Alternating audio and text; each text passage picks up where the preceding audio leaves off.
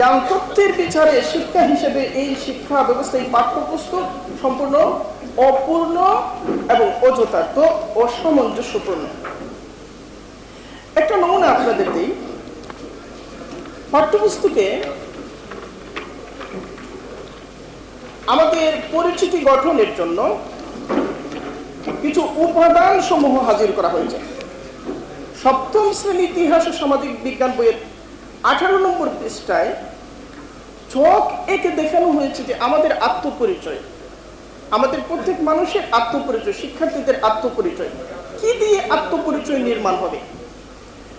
নাম দিয়ে, বয়স দিয়ে, জেন্ডার দিয়ে, পরিবার দিয়ে, পছন্দের খাবার দিয়ে, পছন্দের পোশাক দিয়ে, পছন্দের খেলা দিয়ে, শখ দিয়ে, এই 8টা জিনিস দিয়ে আত্মপরিচয় নির্মাণ হবে। সেখানে খেলাধুলা এটাও গুরুত্বপূর্ণ বিষয়, কিন্তু ধর্মকে এখানে হাজির করা হয়নি।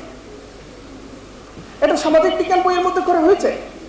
অথচ পৃথিবীর সামাজিক বিজ্ঞানের যারা পুরোধা, সমাজ বিজ্ঞানী যারা, তারা সমাজ বিজ্ঞানের যে তত্ত্ব তৈরি করেছেন সেখানে অত্যন্ত গুরুত্বের সাথে ধর্মকে হাজির করা হয়েছে, যে ধর্ম মানুষের পরিচিতি নির্মাণের অত্যন্ত গুরুত্বপূর্ণ উপাদান।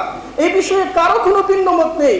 ফলে সামাজিক বিজ্ঞানের বিচারে এই যে পরিচিতি নির্মাণ করা হয়েছে পাঠ্যপুস্তকে যেটা শেখানো হচ্ছে, ধর্ম বিবর্জিত পরিচিতি নির্মাণের যে প্রণোদনা, এটা শুধুমাত্র অনৈতিহাসিক এবং অবাস্তব নয়, বরং অবৈজ্ঞানিক বটে।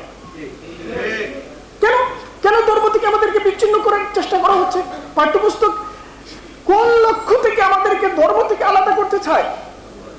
আমরা মনে করি একজন হিন্দুর এই অধিকার আছে হিন্দু পরিচয়ে পরিচিত হওয়া, একজন মুসলিমের অধিকার আছে মুসলিম পরিচয়ে পরিচিত হওয়া। ধর্মের ভিত্তিতে তার আত্মপরিচয় নির্মিত হবে। এই অধিকারে হস্তক্ষেপ করার কোনো সুযোগ, কোনো ক্ষমতা সংবিধান রাষ্ট্র সরকারকে দেয় নাই। কোন সরকার যদি এটা করে সংবিধানের বিরুদ্ধে এসে অবস্থান নিচ্ছে, সংবিধান তাকে এই সুযোগ দেয় নাই।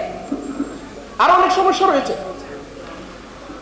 2022 সালে শিক্ষাবর্ষে ইবতেদায়ী প্রথম শ্রেণীর ইংলিশ ফর টুডে বইয়ের মধ্যে 2য় পৃষ্ঠায় 2 শিক্ষার্থীর আলাপচারিত ছিল।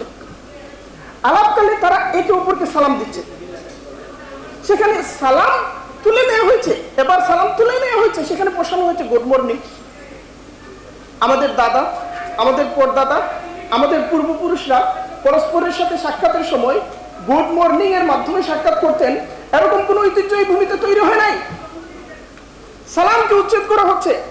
মাদ্রাসায় ইবতেদায়ী শিক্ষার মধ্যে সেখানেও শেখানো হচ্ছে গুড মর্নিং। এটা আমাদের সাংস্কৃতিক স্বকীয়তার কোনো প্রতিনিধিত্ব করে না। এটা পশ্চিমা সাংস্কৃতিক আধিপত্যের একটা নমুনা।